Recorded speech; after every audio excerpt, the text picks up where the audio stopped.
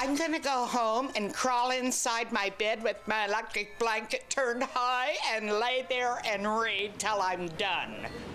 And what is she going to read? Sarah Palin's new book, of course, Going Rogue. It's officially on bookstore shelves. Lines are long in Grand Rapids, Michigan, as Palin kicks off her national book tour there. And that is where the 2008 Republican vice presidential candidate is set to sign copies tonight. The book was released Tuesday, but people have been talking about it and ordering it online for weeks. Joining us now, Democratic strategist Bill Press and Republican strategist Charles Moran.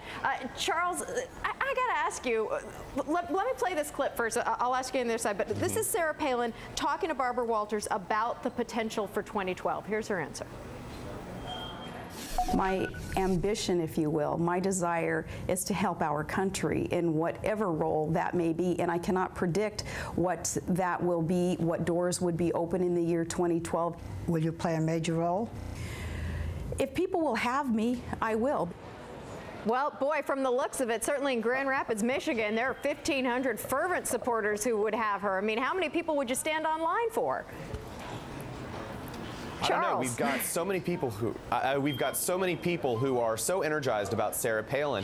But the best part about this book is it really gives her the opportunity to lay a firm foundation the way that she wants to do it for whatever kind of role she wants to play in the future of the American political discourse. And this is a great way to do it. This is basically how everybody else does it, regardless if you're going to run for office or not. And after the last election, so much was said about her by so many people. It's time that we hear from her in her own words how she'd like to be characterized. And while we are hearing from her, we have been hearing from her in her own words, certainly on Facebook. She's been commenting on a lot of hot topics over the last several weeks. Bill, let's talk about the Newsweek cover for a moment. This morning on Today, Dan Klaidman, the managing editor for Newsweek, said that his team picked the most interesting picture, the most evocative picture to illustrate the themes of the cover story. But Sarah Palin spoke out. She's calling it sexist and degrading. And frankly, there are a lot of women who agree with her. What do you think? Did she pose for it?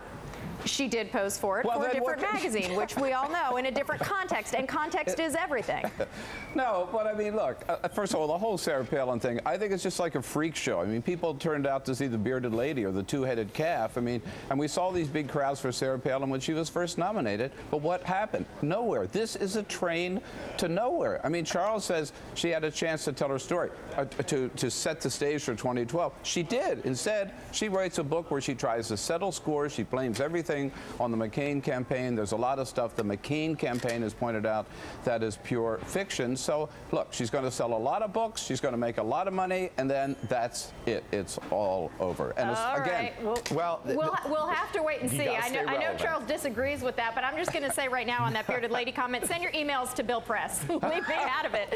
Exactly. Bill Press and Charles Moran, thank you both. Tune in to Andrew Mitchell Reports today at 1 Eastern.